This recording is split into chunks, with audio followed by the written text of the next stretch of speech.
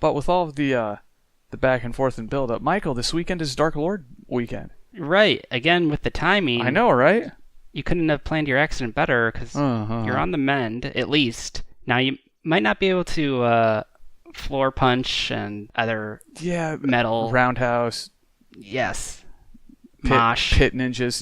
Definitely not going to be any moshing at this one. But you can enjoy the music and the beer there, it sounds like. I can and will.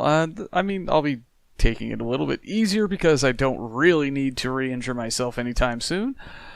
But, that doesn't matter. It's an all-day event headlined by Amon Amarth. Oh, I know that name because it was Brian Posehn's character in the podcast Nerd Poker. Technically, it was Amarth Amon was the name of the character. Oh. Did he switch it? He did switch it on purpose. Amon Amarth are Viking metal, Michael. All of their songs are about Vikings and Odin and raiding and pillaging and what have you. That's kind of cool. They're a lot of fun. I saw them this past fall open for Megadeth in the Quad Cities, and they had a full-sized pirate galleon on stage. Oh, yeah. I remember you talking about that. It was pretty sweet. I'm excited to see them again. They're always a good time. And the best part about this is, obviously I would like to be in there, just stirring the pot and angrily running into people. But I have just about the best venue to see a heavy metal band in while I have a broken bones, because it's a bunch of beer nerds. No one buys the tickets to Dark Lord Day strictly for the bands because they're all sold out by the time the bands get announced. So there'll be people enjoying it, to be sure, but I don't think I have to worry about large scale annihilation like I do at Metallica on June 9th. Yeah. That one could be a little tricky. Yeah, it's not going to be like the Rolling Stones at Altamont? Altamont. Yeah. You're not going to get stabbed by a biker. It is technically a charity show, so I hope not, but the show is at a NASCAR track, so who knows what's going to happen. Ooh. Now, yeah. Is there any beer goals that you have? Are you gonna get the limited edition this year? Yes. So they've recently, as in last year, they changed the way that they do the divvying up of the variants, because each year they make a series of different barrel-aged variants of the Dark Lord, which is itself already barrel-aged.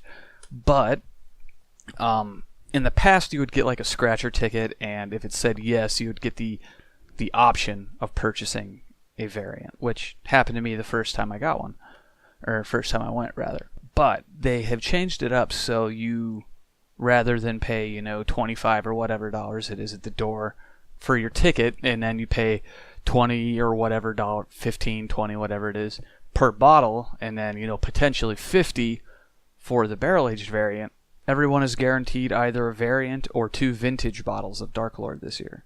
Oh, and so you just pay your entire cost up front for the entrance, your 4 bottles of 2017 Dark Lord, and then your specials. And Michael, let me run the variants past you, because they have some interesting ones. They have Chemtrail Mix, which is Dark Lord aged in bourbon barrels with cinnamon and pink peppercorns.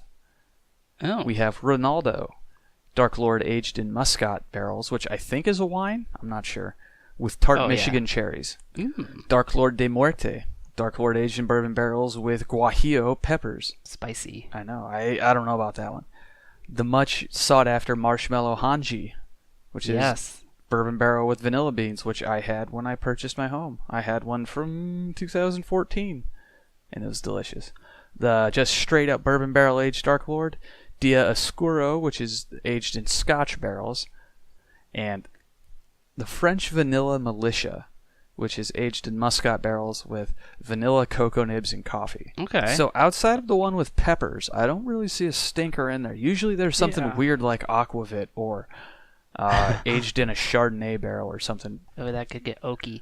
Yeah, I could see trying all of those. I wouldn't turn my nose up at any of those. And as far as your do I have any goals for the weekend?